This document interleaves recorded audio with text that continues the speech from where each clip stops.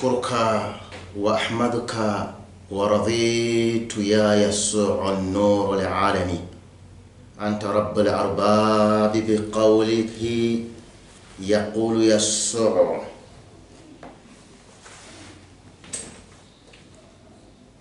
أنتم تعرفون أين أنا ذاهب وتعرفون الطريق. فقال توما: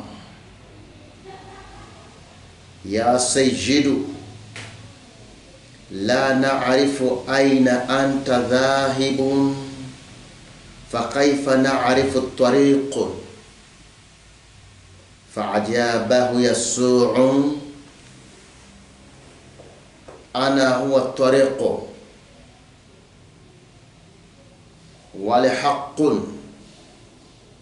والحياة، لا يأتي أحد إلى الآب إلا بي. Baba, katika jina la Yesu Kristo, nasema ni asanti asubuhi hii ya leo. Kwa rehema zako umenifikisha muda huu kwa pumzi yako tu.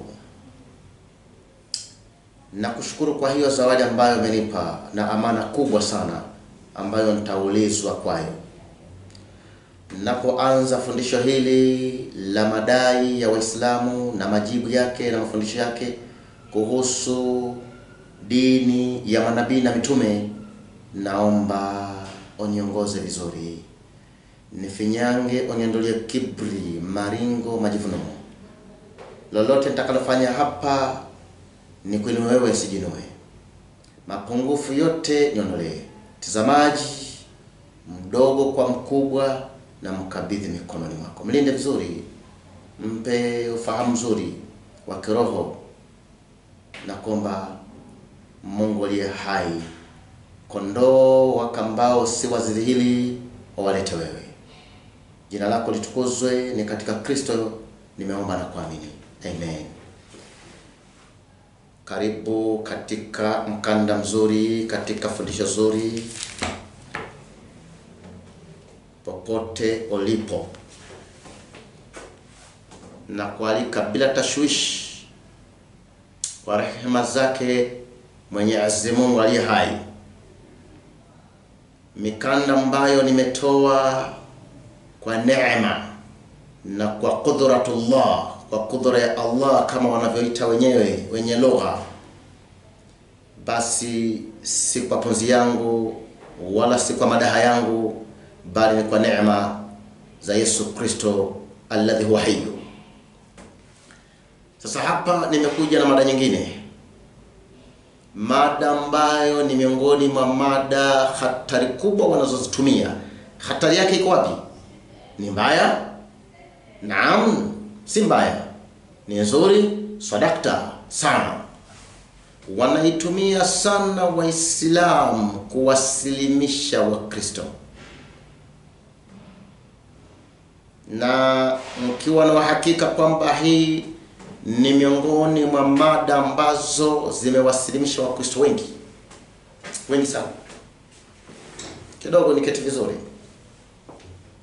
Mara yenyewe kichwa kinasema hivi: ni ipi dini ya manabii na mitume wa Mwenyezi Mungu? Wanasema Ukristo, dini ya Ukristo haijawahi kuwa ya Mwenyezi Mungu. Ilifanya kubuniwa, ikapambwa, ndipo ikasemekana kwamba ni Mwenyezi Mungu. Lakini kama ilivyo kawaida, mimi napenda kuzinuku kwanza zile aya ambazo wao huzitumia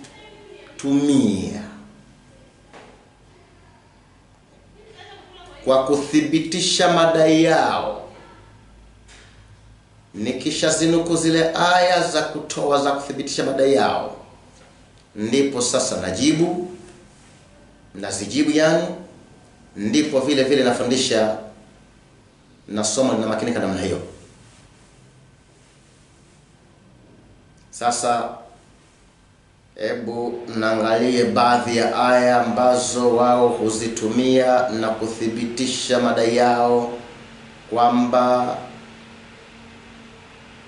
Ukristo si dini ya Mwenyezi Mungu. Tulia vizuri. Nasema tena, hii ni miongoni mwa zile mada ambazo wao huzitumia wakithibitisha, wakitoa aya za Qur'an, na kawaida yao wanatoa aya vile vile za Biblia.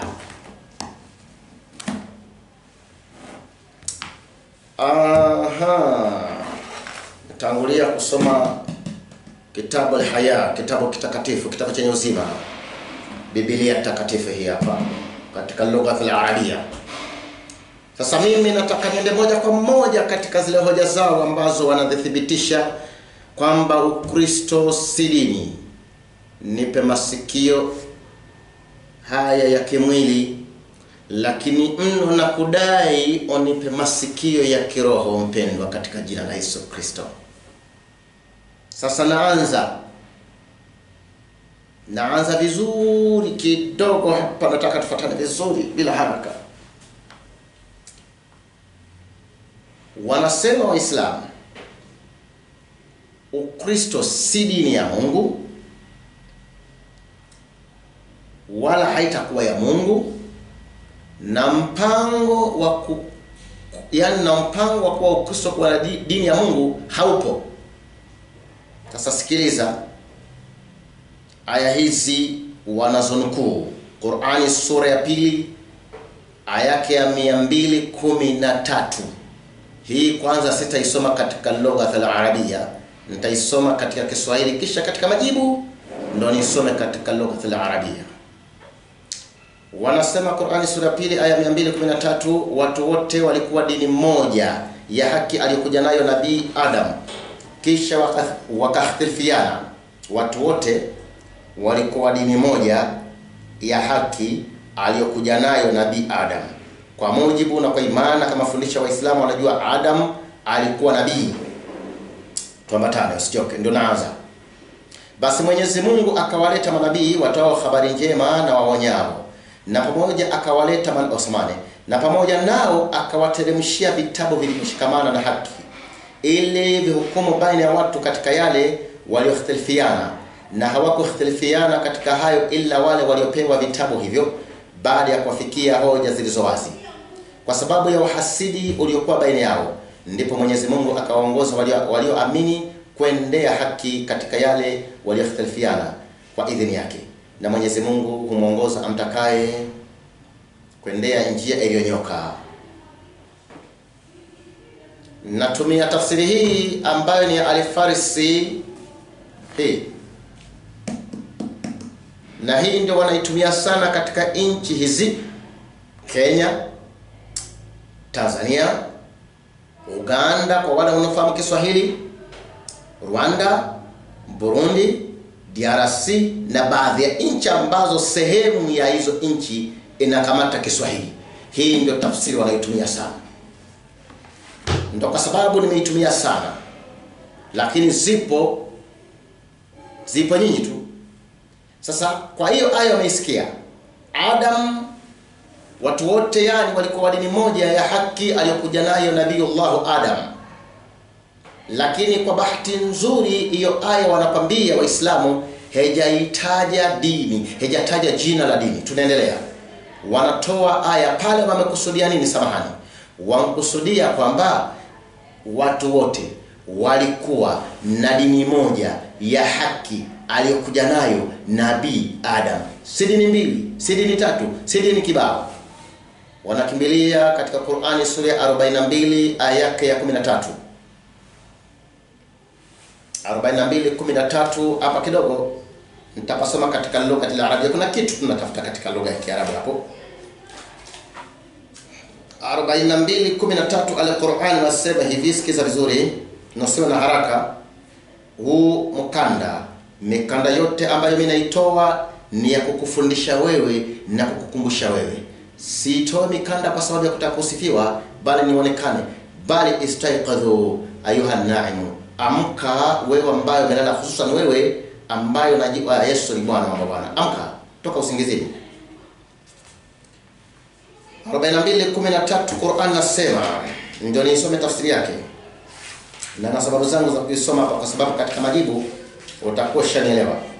Anasema shar'a lakum min ad-din ma wassa bihi Nuha walladhi awhayna ilayka wama wassayna bihi Ibrahima wa Musa wa Isa an aqimu ad-din wa la tatafarraqu fihi kabura 'ala al-mushrikeena ma tad'uuhum ilayhi Allahu yajtanibi ilayhi man yasha wa yahdi ilayhi man yunib.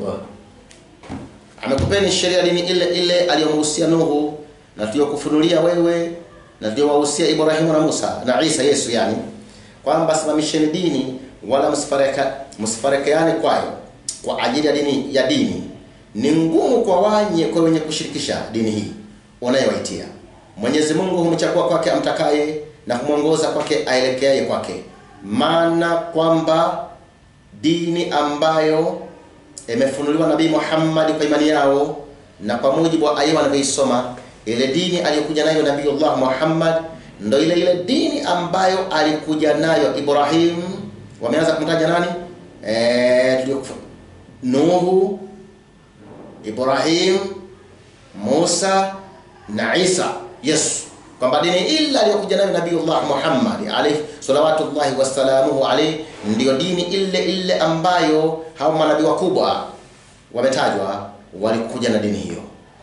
Dini haijataja jina. Dini haijataja jina. Kwambia Qur'an inaweka wazi kabisa, mambo yako safi kabisa. Na hapa nataka upazingatie vizuri, mtumishi wa Mungu unayenisikiza. Wanatoka hapo wanakimbilia katika Qur'ani sura ya 30 aya 30. Qur'ani chapter 30 verse 30 inasema, basi uelekeze uso wako katika dini iliyo sawa sawa, ndilo umbile la Mwenyezi Mungu alilowaumbia watu. Yani dini hii ya Kiislamu inawafikiana barabara na umbo la binadamu. Hakuna mabadiliko katika maumbile ya viumbe vya Mwenyezi Mungu. Hiyo ndiyo dini iliyo haki, lakini watu wengi hawajui. Wanakwambia Qur'ani inazidi kuthibitisha kwamba dini ya haki, dini ambayo inaambatana na umbile la mtu binadamu barabara. Wanadamu wote wameumbwa katika umbile la dini ya Kiislamu. Yani umbile la binadamu ni umbile linalolingana, linakamatana na dini ya Kiislamu. Kwa hivyo maana yake nini? Kwamba watu wote umbile lao, asili yao ni Waislamu. Lakini hapa kidogo katika bracket huyo kashapenyeza dini sasa. Tukishaikamata dini ambayo inazungumziwa kwamba manabii, mitume, wale wakubwa waliokuja nayo ni ya Kiislamu. Na hapa tushaona na tunazidi kuona kwa ufasaha wanaotumia kuzungumuza. Watakunambia mtu ataanzisha kitu bila ufasaha. Sasa hapa tushaona kwamba dini hii ambayo watu wote umbile lao linakamatana, linaambatana na hiyo dini, hapa huyo kataja kwamba ni Muislamu. Sasa wanaitaja, wanakimbilia katika Qur'an sura ya 3 aya ya 19. Nairudia aya hii, nisikize vizuri. Qur'ani sura ya 3 aya ya 19. Narudia mara 3. Qur'ani sura ya 3 aya 19. Kama ipo aya ambayo imewasilimisha Wakristo wasiojua maandiko ni hii. Na Waislamu wengi takriban huwa hawaisome yote. Wanasoma kipengele gani? Fi lugha al-arabia, inna ad-dina 'inda Allahi al-Islam. Hivyo tu. Hawaisome yote. Bila shaka dini ya haki kwenye bracket mbele ya Mwenyezi Mungu ni Uislamu. Hivyo tu. Sasa wanakwambia kwamba unaona Qur'an imeweka mambo wazi. Dini ya haki mbele ya Allah ni Uislamu. Niendelee kuimalizia sasa kwa aya hiyo. Na waliopewa kitabu Mayahudi na Manaswara wa Kristo hawakuhtalifiana illa baada ya kuwajia elimu. Walihtalifiana kwa sababu uhasidi uliokuwa baina yao, na anayezikataa aya za Mwenyezi Mungu mara moja Mwenyezi Mungu atamwadhibu huku akhera, na Mwenyezi Mungu ni mwepesi wa kuhukumu. Wanakwambia aya hii imeweka mambo wazi, imetaja jina la dini, na vile vile imeweka mambo wazi kwamba dini ya haki mbele ya Mwenyezi Mungu ni Uislamu. Wanakuuliza wewe Mkristo, uwape aya moja ndani ya Biblia inayosema kwamba Ukristo ni dini ya haki mbele ya Mwenyezi Mungu. Hili swali ndo linalotembea duniani kote. Wanakuuliza uwape aya ndani ya Biblia inayosema bila shaka dini ya haki mbele ya Mwenyezi Mungu ni Ukristo. Sasa wanasema Allah Subhanahu wa Ta'ala yuwatoa onyo kali baada ya kuonyesha kwamba watu walikuwa na dini moja aliyokuja nayo Nabii Adam, wakagawanyika kwa sababu yao ya mambo yao. Sasa baada ya kuonyesha ile dini ya haki, jina lake ambayo ni Uislamu, wanakwambia kwamba sasa tunakuonyesha hasara ya wale ambao hawatafata dini ya Kiislamu. Aya inasema katika Qur'ani sura ya 3 aya yake ya 85 inasema hivi: na anayetaka dini isiyokuwa ya Kiislamu basi haitakubaliwa kwake, naye akhira atakuwa katika wenye hasara kubwa kabisa. Wanakwambia naona Allah anatoa onyo, yeyote ambaye atafata, atataka, atatamani, atakumbatia dini ambayo si ya Kiislamu, basi siku ya mwisho, siku ya hukumu, atakuwa kwenye hasara. Na hapa pia vile vile katika hasara tunayo tu kwa imani yao. Lakini kipengele hiki nitakifafanua. Utawapata baadhi ya Waislamu, takriban wengi tu, wakikutana na Mkristo wanaweza wakamsifia kwamba dini yako ya Kikristo bwana nzuri, tunaitambua. Sasa swali, huyo Muislamu akikusifia kwamba dini yako ni nzuri, na aya inasema na anayetaka dini isiyokuwa ya Kiislamu basi haitakubaliwa kwake, naye akhira atakuwa katika wenye hasara kubwa kabisa, kisha huyu Muislamu akutane na wewe rafiki yake akwambie dini yako nzuri, dini yako ya maana, tunaitambua, wajua anatumia neno gani? Anatumia kitu kinaitwa taqiya. Maneno ya taqiya. Taqiya ni nini? Taqiya ni kuficha kitu moyoni unachoamini kwamba ni ukweli, katika ulimi ukadhihirisha kinyume. Je, ikiwa Muislamu atakwambia kwamba dini yako ni ukweli ya Ukristo, na yasoma hizi aya, anasoma hii aya inamwambia kwamba huyo Mkristo ambaye hana Uislamu, si Muislamu, siku ya mwisho atapata hasara, na yajua.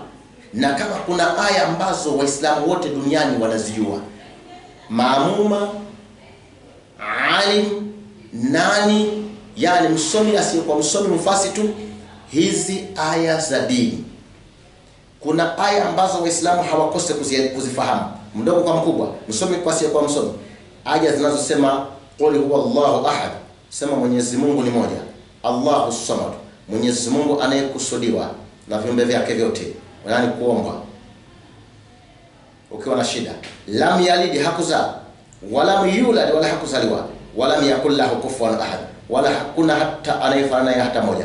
Hizi aya Hizo hazijalisha msomi si msomi, lazima awe nazo. Hata mvuta bangi madamu anaitwa Abdallah, lakini mvutaji bangi anazijua hizo. Na aya zingine ambazo wanazo, na nikisema mvutaji bangi si matusi, nimesema yule ambaye yuavuta bangi na yuajiita Muislamu. Na aya nyingine ambazo hazitoke masikioni mwao, vinywani mwao ni hizi: inna dina inda Allahi al-Islam. Bila shaka ama kwa hakika dini haki mbele ya Uislamu, mbele ya Allah ni Uislamu. Hizi aya hizi na hii anayetaka dini ambayo si ya Kiislamu, sio ya Kiislamu, haitakubaliwa kwake. Hizi wanazijua mno, kila siku ziko vichwani mwao. Sasa akikwambia kwamba rafiki yangu Ukristo ni dini, kuna kitu yuaficha. Mie hupenda kutoa ushahidi katika mafundisho yangu yote, maana kuzungumza pasipo ushahidi ni miongoni mwa kupungukiwa na akili. Sasa sikiliza nasema nini. Kwa nini waseme kinyume na wakusifie na wanachokisifiwa najua si hicho? Qur'ani sura ya 3 aya yake ya 28 inasema, la yattakhidhul mu'minuna likafirina awliyaa min dunil mu'minina wa man yaf'al dhalika falaysa min Allahi fi shay'in illa an tattaqu minhum tuqa. Hapo ndo kuna kipengele, illa an tattaqu minhum tuqa wa yuhadhdhirukum Allahu nafsahu wa ila Allahi al-masir. Huyo bwana katafsiri hivi, sikiliza: walioamini wakikusudiwa Waislamu wasiwafanye makafiri. Ukisikia makafiri kwa mujibu wa Qur'ani ni wale ambao hawana dini ya Kiislamu kwa imani yao na kwa tafsiri zao. Kwa hivyo nasema walioamini wasiwafanye makafiri kuwa wapenzi wao wa kuwapa siri zao badala ya Waislamu wenzao, na atakayefanya hivyo basi hata kuwa na chochote mbele ya Mwenyezi Mungu illa yani kama utafanya urafiki wewe Muislamu, utafanya urafiki na asiyekuwa Muislamu, illa nasema ikiwa mnafanya urafiki na wajuju tu hivi, urafiki wajuju hivi tu hivi kwa ajili ya kujilinda na shari zao, na Mwenyezi Mungu anasema na Mwenyezi Mungu anakutahadharisheni na adhabu yake, na marejeo ni kwa Mwenyezi Mungu na nyote nye na wengineo.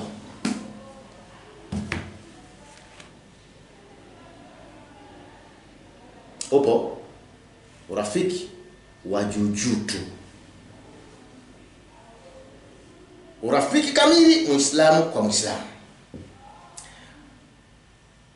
Watu ambao hawana maumivu ya dini ya Kikristo na wanajiona kwamba wao ndio Wakristo basi wametosheka, huenda wakasikia usemi huu wakaona ni wa uchochezi. Narudia, mimi mikanda yangu haina uchochezi, ninasoma vitabu vyao. Kwa hivyo atakayefuata dini yote ambayo si ya Kiislamu haitakubaliwa kwake. Wanasema hivyo Waislamu, wanazidi kutoa hoja za kuthibitisha kwamba Uislamu ndio dini ya manabii na mitume. Qur'ani 40 wanakwambia hivi: sasa Waislamu tumewaona, kuna wale ambao watapata hasara. Je, Waislamu watapata faida gani? Afanyaye ubaya hatalipa ila sawasawa na huo uovu wake. Hiyo ni Qur'an sura 40 aya 40. Na afanyaye wema, akiwa mwanaume au mwanamke naye ni Muislamu, basi hao wataingia peponi waruzukiwe humo bila hisabu. Kwamba mwanamke wa Kiislamu ameahidiwa kwamba atapewa malipo mazuri, lakini wale ambao si Waislamu watakuwa na hasara. na wanasema mwanamume ambaye ni Muislamu atakaingia katika paradiso ya Kiislamu ama paradise, yule ambaye atakuwa na neema chache, atakuwa na wanawake kama 70 hivi. Wanawake kama 70. Wanaitwa urul ain. Mtume Muhammad sallallahu alayhi wasallam samahani alipokuwa akiwasifia wale wanawake walivyo ambao Waislamu wa kiume watapata kule katika ufalme walioandaliwa, anawasifa akasema hivi: wale wanawake ni wazuri mno, wana macho makubwa makubwa ya kupendeza. Mmoja wao akitua katika ardhi hii, katika sayari hii, hakika mwangaza wa jua unaweza ukafifia au na kutoweka kwa sababu ya ule uzuri wake. Anasema yule mwanamke ukimtizama, ule waliahidiwa katika Waislamu wa kiume, ukimtizama hivi, mishipa yake na usoni mwake na kila sehemu kuna herufi zinaandika I love you. Upo Mkristo ama ona exam Uislamu upo? Unaona Waislamu wanasema Allahu Akbar. Mwenyezi Mungu tujalie, utupatie hiyo firdaus al-a'la ili tuingie katika hiyo pepo. Hayo Waislamu wanasema wao wameahidiwa, wasiokuwa Waislamu watapata hasara. Sasa yapime haya. Najua kuna swali litachomoka na wanawake, je, watakuwa vipi? Somo lingine lipata katika mkanda wangu wa fiqh, utalipata. Nilikuwa nagusia. Sasa wanatoka huku, wamemalizana na Qur'ani kidogo, lakini watarudia.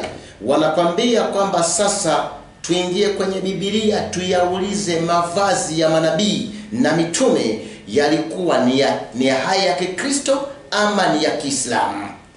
Sasa wanakutolea katika Biblia kuonyesha kwamba ndani ya Biblia kuna nini? Uislamu. Hakuna nini? Hakuna Ukristo. Na kama upo, mwanzilishi watakuja kutuonyesha. Mavazi ya Kiislamu yanapatikana ndani ya Biblia. Kitabu gani? Walawi 16:4. Walawi 16:4 nasema, ataiva ile kanzu, point muhimu wanayotafuta hapo, kanzu tu. Hapo kote. Lakini moja hapo mtafuta nini? Ataiva ile kanzu takatifu ya kitani. Haruni huyu atakuwa na zile suruali za kitani mwilini mwake. Atafunga ule mshipi wa kitani, naye atavaa ile kofia ya kitani. Hayo ndiyo mavazi matakatifu, naye ataoga mwili wake majini na kuyavaa. Unakwambia, unaona? Mavazi matakatifu ni kanzu.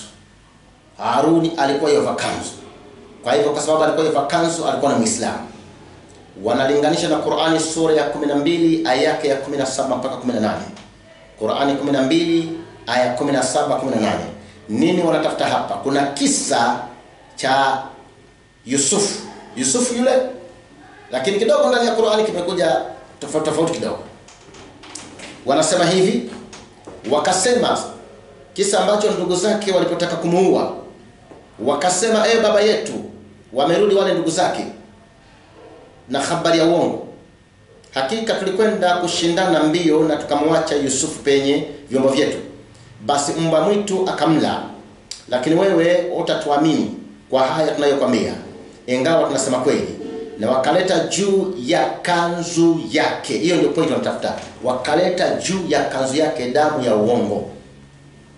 Sasa wanasema hiyo ndio point. By the way, Yusufu alikuwa yovaa kanzu, Haruni anavaa kanzu, na kanzu zinavaliwa na Waislamu. Kwa hivyo hawa walikuwa ni Waislamu.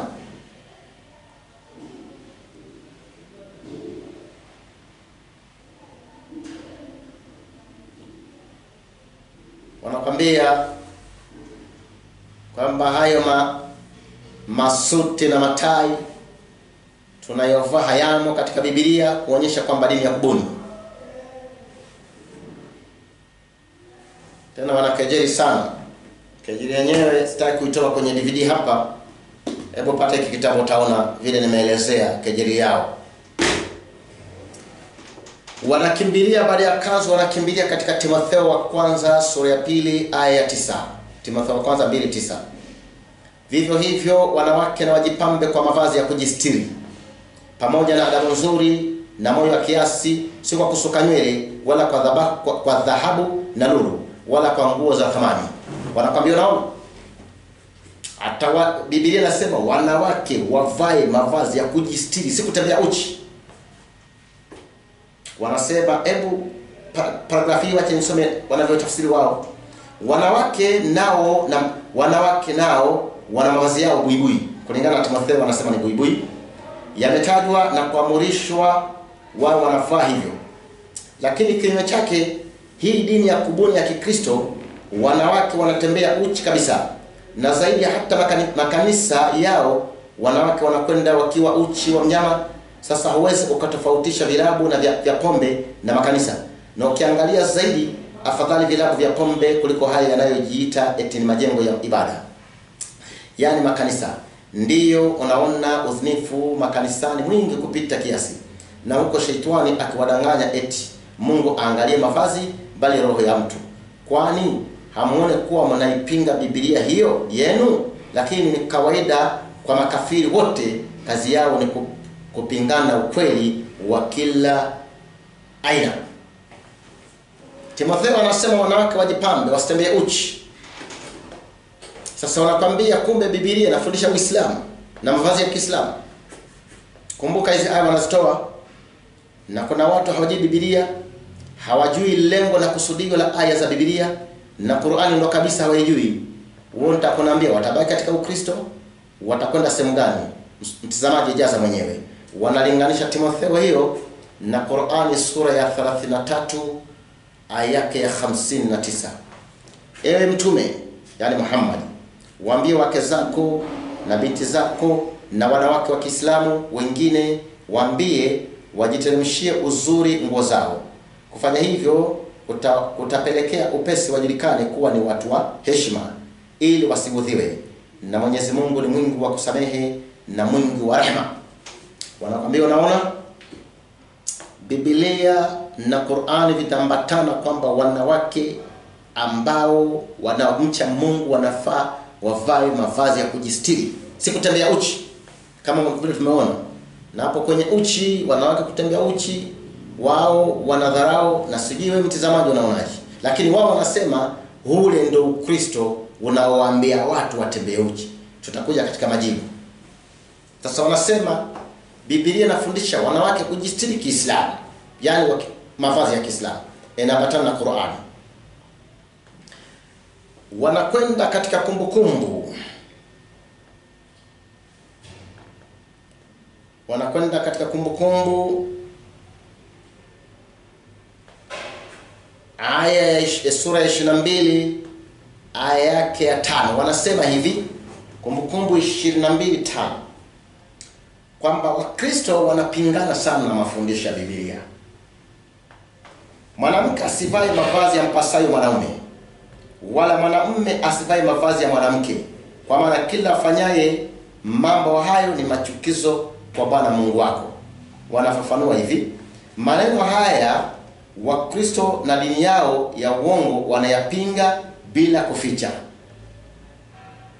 Mungu amesema kuwa ni chukizo kubwa mwanamke kuvaa mavazi ya mpasayo mwanaume, na mwanamume kuvaa mavazi ya mpasayo mwanamke. Lakini kusema kweli, subhanallah, wanasema mambo ya Ukristo ni ya ajabu sana. Utakutana mwanamke barabarani amevaa. Sasa kama hana matiti makubwa kiasi, utajua tu huyo ni mwanamume, kwa sababu mwanamke amevaa mavazi ya kiume kisha akanyoa nywele. Wewe unatarajia afanane na nani? Kisha makafiri wa Kikristo wana msemo wao wa kikafiri wanaosema kila mwanaume anachoweza kukifanya mwanamke anakifanya vizuri zaidi. Wanasema huu msemo ni wa kikafiri. Huu ni msemo wa kumkufuru Mungu sana. Na haya yote ni kwa sababu dini yao ya Ukristo si ya kweli, na mafundisho yaliyomo ni ya uongo mkubwa. Maana yake ni ya kubuni tu. Kwa nini? Biblia yao inasema hivi, Petro wa kwanza 3:7, kadhalika nyinyi waume kaeni na wake zenu kwa akili na kumpa mke heshima kama chombo kisicho na nguvu na kama warithi pamoja na neema ya uzima, kusudi kuomba kwenu kusizuiliwe. Wanatafsiri hivi: mwanamke amefananishwa na chombo kisicho na nguvu, na andiko linasema wazi kuwa wanaume wakae nao kwa akili. Ina maana mwanaume ana akili fulani ambayo mwanamke hawezi akawa nayo. Neno dhaifu linamaanisha upungufu alio nao mtu. Wakitoka hapo wanakimbia katika kuvua viatu. Pale wamemaliza kwamba ni chukizo mwanaume, maana siku hizo kuna msemo kwamba kuna trouser sijui long za wanawake na kuna za wanaume. Na mimi nasema tukiendelea hivyo Muislamu anachokusia naona ule ni Ukristo, ule si Ukristo. Sitaki kutoa majibu sasa hivi. Yule mtu kafaa, lakini subiri kwenye majibu katika hizo aya na ufafanuzi. Wanakwenda wanasema kuvua viatu sehemu takatifu. Kutoka kitabu cha Kutoka 3 aya ya 4 mpaka 5. Bwana alipoona ya kuwa amegeuka, haya ni kisa cha Musa na Mungu, ili atazame, Mungu akamuita kutoka katikati ya kile kijiti, akasema Musa, akasema mimi hapa. Naye akasema usikaribie hapa, vua viatu vyako miguuni mwako, maana mahala hapo unaposimama ni nchi takatifu. Wanakusudia nini?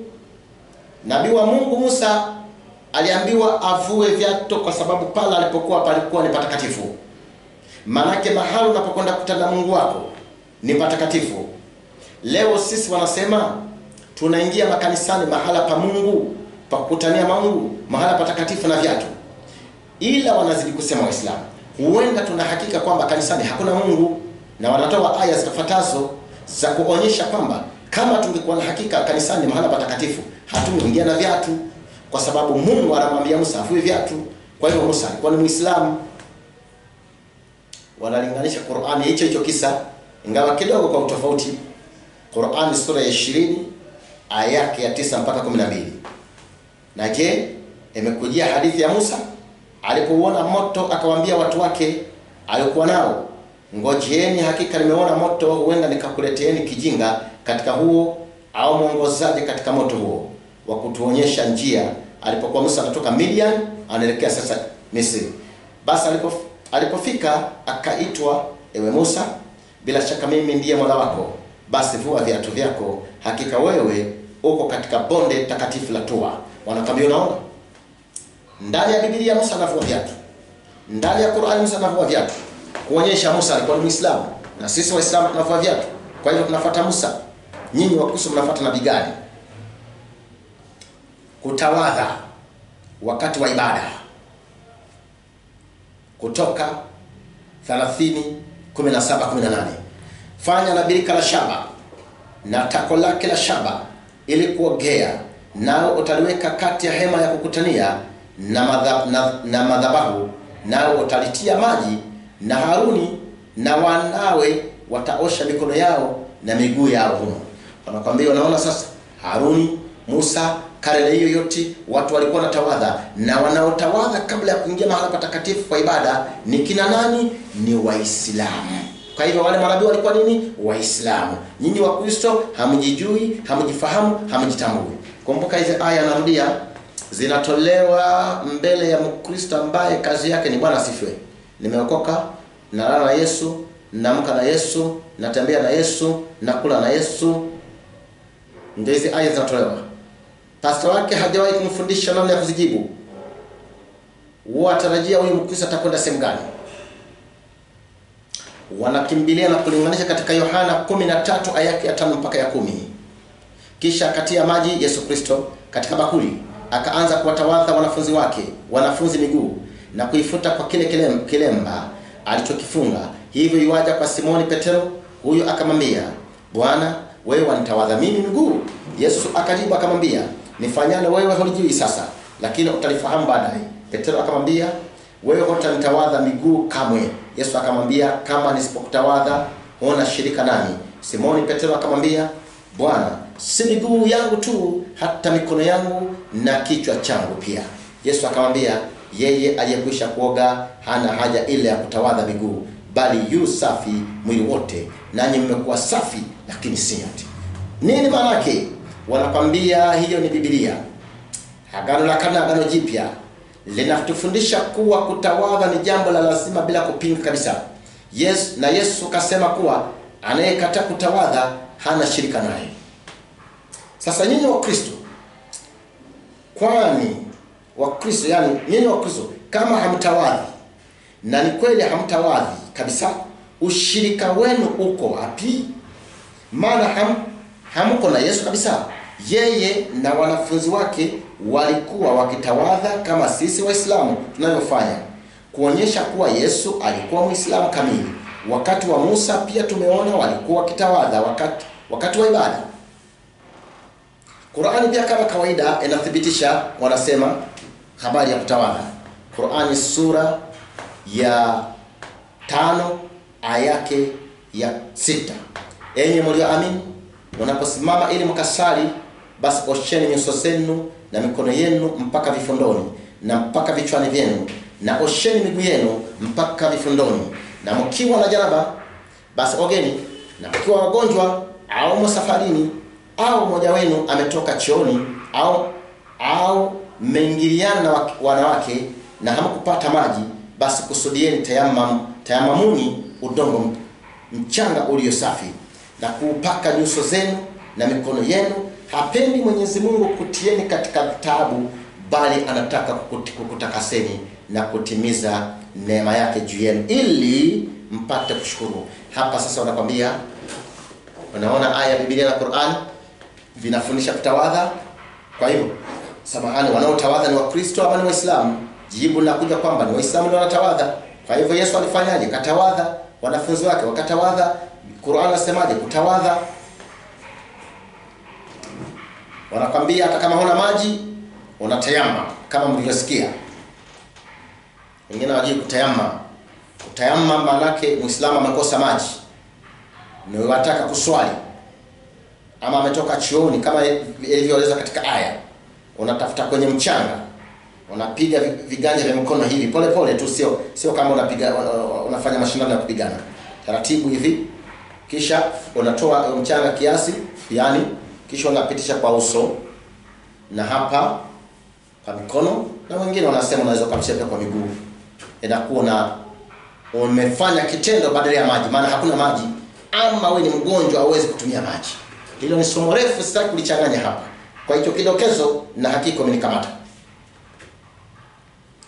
Yesu alikuwa akiingia sinagogi, msikiti. Kipengele hiki nacho kimesimisha watu wengi. Hizi zote aya, sehemu hizi zote, vipengele hivi vyote wanavitoa kuthibitisha kwamba Uislamu ndo dini ya kweli ya manabii na mitume wa Mwenyezi Mungu. Sasa Yesu alikuwa akiingia sinagogi, msikiti. Luka 4:16. Akaenda Nazareti Yesu, hapo alipolelewa, na siku ya Sabato akaingia katika sinagogi kama ilivyokuwa desturi yake, akasimama ili asome. Desturi ya Yesu Kristo, alikuwa akiingia kila Sabato kwenye sinagogi. Baadhi ya Biblia za Kiswahili,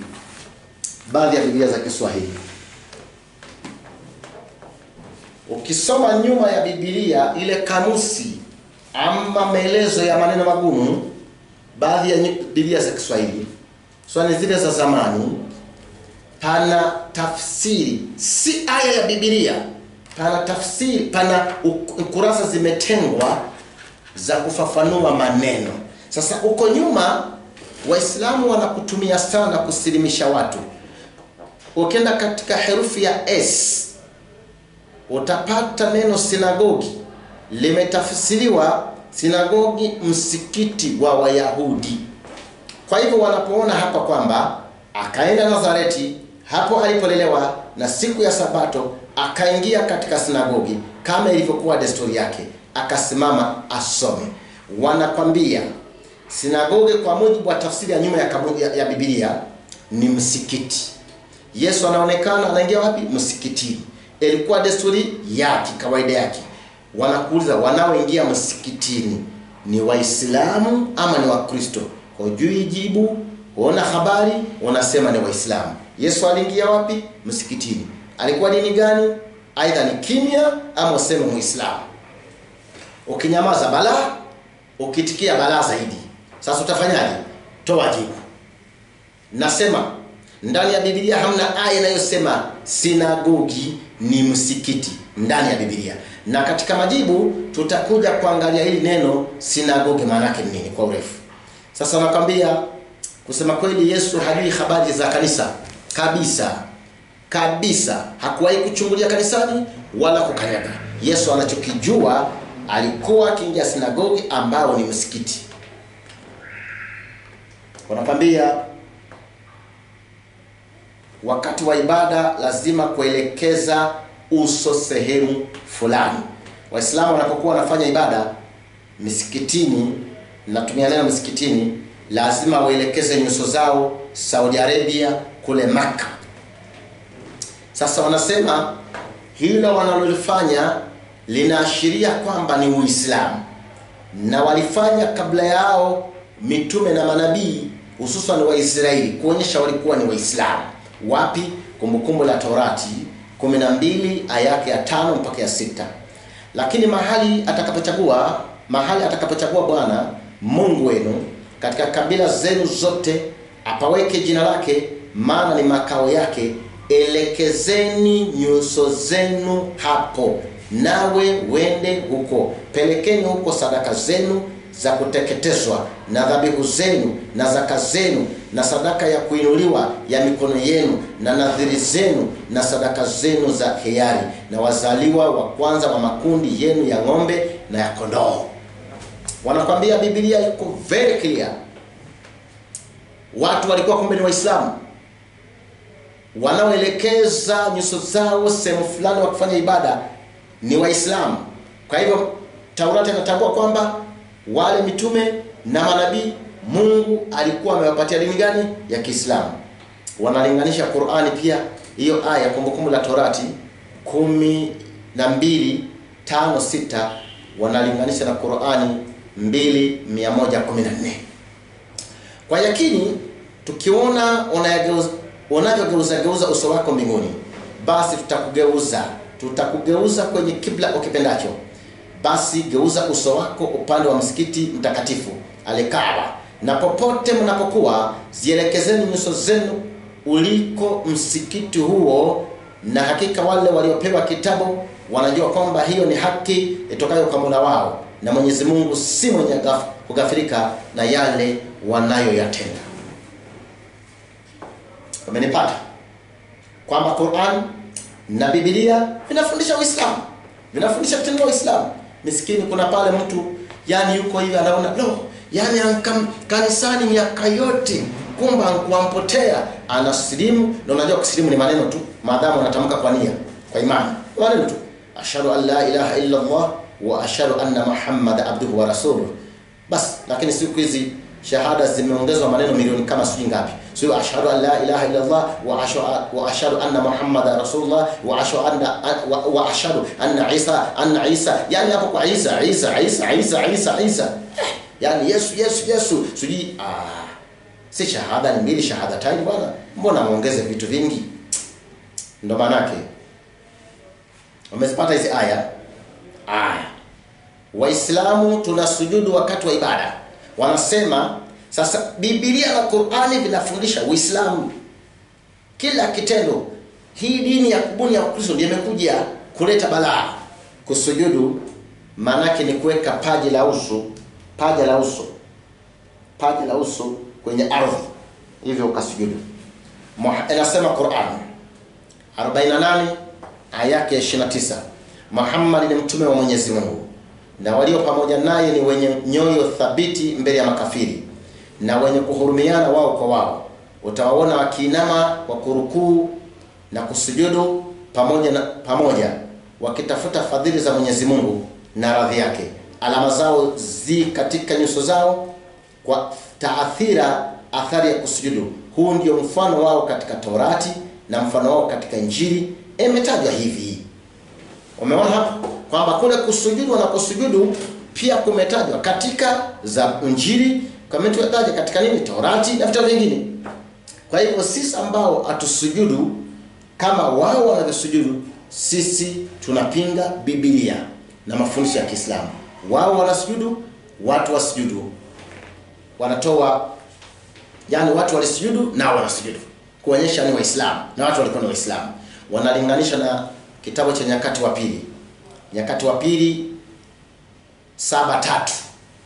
Wakatazama wana wa Israeli wote uliposhuka ule moto, utukufu wa Bwana ulipokuwepo juu ya nyumba, wakasujudu kifulifuli hata inchi sakafuni, wakaabudu, wakamshukuru Bwana wakisema, kwa kuwa ni mwema na kwa maana fadhili zake ni za milele. Wanakwambia unaona, huko wanasujudu na huko tunasujudu. Biblia inafundisha nini? Uislamu. Dini ile ile ambayo kaja nayo Muhammad ndio ile dini waliopewa manabii na mitume wa Mwenyezi Mungu. Wanalinganisha na Mathayo 4:10. Yesu anasemaje?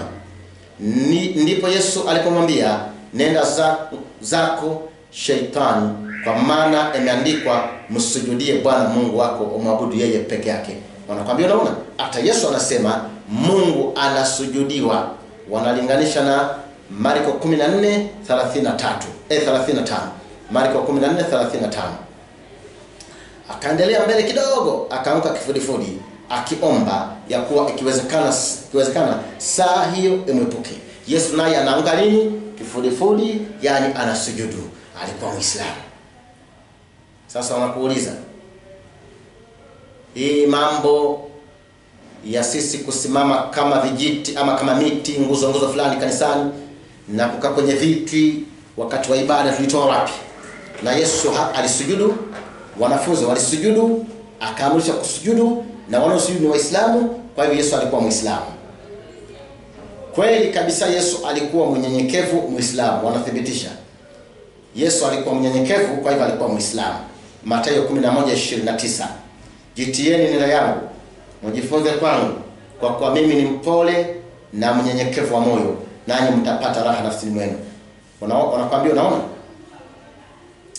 Yesu alikuwa mnyenyekevu, maana yake Muislamu.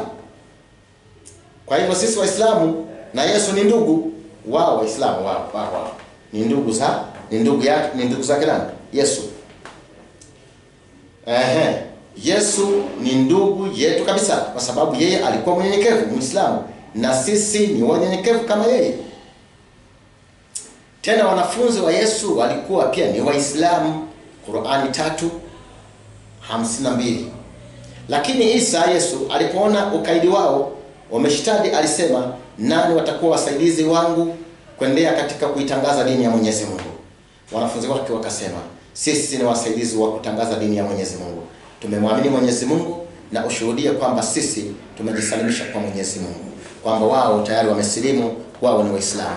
Hakuna tashwishi yote. Kwa hivyo wanakwambia Yesu Muislamu, Musa Muislamu, Harun Muislamu, Ibrahim Muislamu, Nuh ni Muislamu. Watu wanasema Nuh ni Muislamu. Qur'ani 71 aya yake 26 mpaka 28. Na Nuhu akazidi kusema, Mola wangu usimwache juu ya ardhi mkazi wake yote katika makafiri. Kisa cha Nuhu na gharika.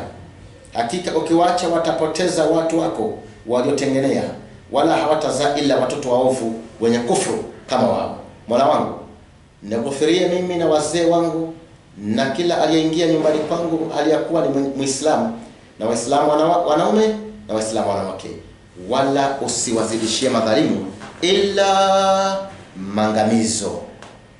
Kwa hivyo Nuhu anasema wale walioko nyumbani kwake, walioingia nyumbani kwake walikuwa ni Waislamu. Qur'ani sura ya 10 aya 84. Na Musa akasema, enye kaumu yangu, watu wangu, ikiwa nyinyi mmemwamini Mwenyezi Mungu, basi mtegemeeni yeye kama nyinyi ni Waislamu kweli. Kwa hivyo Musa alikuwa Muislamu, wafasi walikuwa ni Waislamu. Usijaribu kunielewa makosa. Ninazungumzia madai ya Waislamu ya kupinga Ukristo si dini. Nuhu alimuomba Allah awaangamize makafiri wote wasiokuwa Waislamu kulingana na imani yao, na akawaombea dua nzuri waumini Waislamu. Na Musa pia anawahimiza wafasi wake wamakinike kwa Allah ikiwa wameamua kuwa Waislamu kweli. Nyinyi wa Kristo, tuonyesheni nabii ama mtume mmoja tu aliyekuwa ni Mkristo, ama neno Ukristo ni dini ndani ya Biblia yenu. Halipo na halitapatikana mpaka siku ya kiyama. Yaani wanauliza na kudai. Sikiza nyinyi wa Kristo, tuonyesheni nabii ama mtume mmoja tu aliyekuwa ni Mkristo, ama neno Ukristo ni dini ndani ya Biblia yenu. Halipo na halitapatikana mpaka siku ya kiyama. Neno Ukristo lilianzia hapa. Matendo ya Mitume 11:6. 11:26. Neno Ukristo nakwambia lianzia hapa. Matendo ya Mitume 11:26. Hata alipokwisha kumuona akamleta Antiokia. Ikawa kwa muda wa mwaka mzima wakakusanyika pamoja na kanisa na kuwafundisha watu wengi. Na wanafunzi waliitwa Wakristo kwanza hapo Antiokia. Wanasema mjomba Paulo kama anavyomuita ndiye aliyeanzisha dini ya Kikristo, na wanafunzi mara ya kwanza kuitwa Wakristo ni hapo Antiokia. Na huyo bwana Paulo tumeshamsoma huko nyuma, mwenyewe amesema kuwa anenalo halineni agizo la Mungu. Tena ni muongo, inamaanisha ukijiita Mkristo unakuwa ni mfuasi wa Paulo, ambaye ni muongo mtupu. Tena ndiye aliyeanzisha majengo ya makanisa, akawa anawahamisha watu kutoka katika masinagogi, misikiti, akiwapeleka makanisani. Akachukua dini ya nabii mtukufu Yesu ambayo ni ya Uislamu, tena ni ya haki. Anasema akaichafua, sio kuichukua. Akaichafua dini ya nabii mtukufu Yesu ambaye ni ya Kiislamu tena ya haki. Kwamba Paulo na wenzake ndio kaanzisha Ukristo. Yesu haujui, Yesu ajie mambo ya kanisa, ni Paulo ambaye ni muongo, kama tulivyotangulia kumnukunuku kidogo baada yake bado. Wanaendelea kusema kwamba kanisani kuna kiti cha nani? Ufunuo, kanisani kuna kiti cha nani? Ufunuo 2:12-13.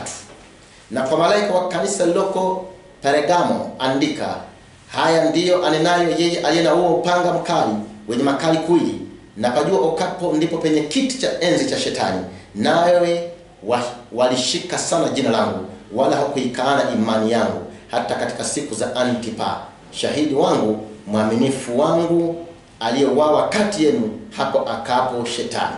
Wanatafsiri hivi, kumbe kanisani ndiyo kwenye kiti cha Shetani. Hatari sana. Ndio unaona wale wanaoingia humo makanisani hawajijui kabisa. Utawapata ni walevi, wezi, wazinifu na kila aina ya dhambi wanafanya kwa sababu baba yao mwenye kiti ni Shetani. Hii pia ni aya ambao wanaitumia kusilimisha watu, kuthibitisha kwamba makanisa si ya Mungu, ni ya Shetani. Yesu hajui makanisa, Yesu anachojua ni misikiti, kama walivyonuka katika Luka 4:16. Wakristo, amkeni, tushikamane tukubiri neno. Tutaondoka ulimwenguni, sisi ni wageni. Wanakwambia sasa kanisa, sasa washachafua. Ukristo si dini, kanisa la Shetani. Sasa wanakupa nyumba ya Mungu. Misikiti ndiyo nyumba ya Mwenyezi Mungu. Qur'ani 72 aya yake ya 18. Na kwa hakika misikiti yote ni ya Mwenyezi Mungu, basi msimwabudu yeyote pamoja na Mwenyezi Mungu. Wanasema maneno wazi kabisa. Insha Allah Wakristo nyote mnakaribishwa kwenye dini ya manabii na mitume wa Allah. Ama hitaji kulipia ndio mjiunga na dini ya Kiislamu. Ni bure tu. Si kama huko kwenu kubatizwa, kupewa jina, kuombewa na mengi tu, yote ni pesa. Wanamalizia hapo wakisema dini hii ilianzishwa na Paulo mwongo, dini ya Kiislamu ndio ya kweli, ya Kikristo ni ya uongo. Sasa mimi nawauliza nyinyi wa Kristo, hizi aya ambazo wanazitumia Waislamu, wanazitumia popote, eneo lolote, sehemu yoyote, majengo yote, kwa sababu kumbuka Qur'ani inavyosema, huwa alladhi arsala rasulahu bilhuda wa dinil haqq liyudhhirahu ala ad-din kullihi walau kariha al-mushrikun au mushrikin. Allah ndiye aliyemtuma Nabii Muhammad kwa nguvu na haki, yani kwa dini haki, ili aijalie ama kuifanya dini hiyo ya haki ya Uislamu iweze kuzishinda dini zote, hata kama mshirikina watachukia. Kwa hivyo chochote kile ambacho wanafikiria Waislamu ni kumaliza Ukristo.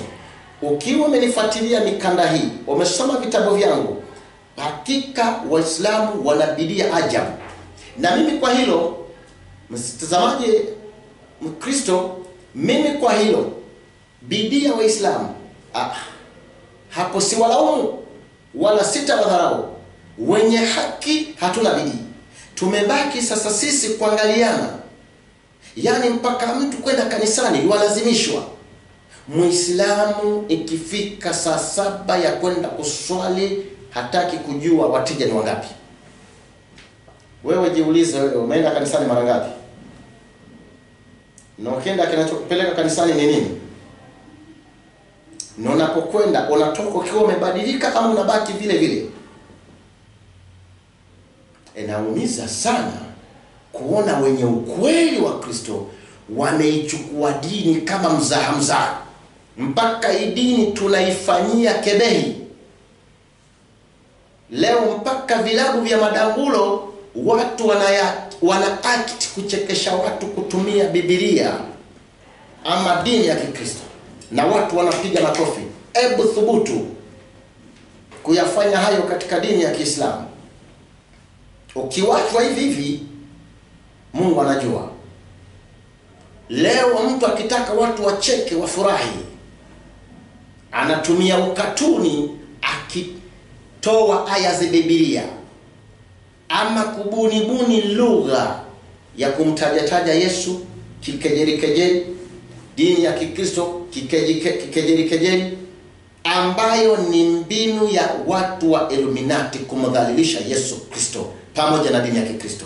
Popote pale, kwenye kilabu yote, kwenye dangu lolote, kwenye ukumbi wote, panapotajwa neno la Kikristo kikejeli na watu wakacheka, aidha ni kwa kuigiza sauti ya mtu fulani, nawambieni kwa hakika ni pana kitu cha Illuminati pale. Haijalishi.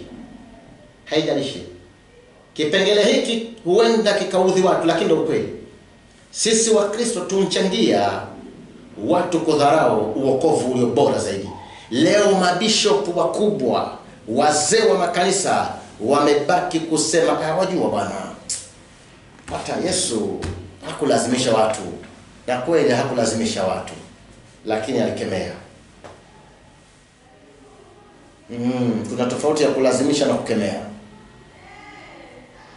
Ndugu zangu, chemichemi ya ukweli na ya haki iko hapa ndani.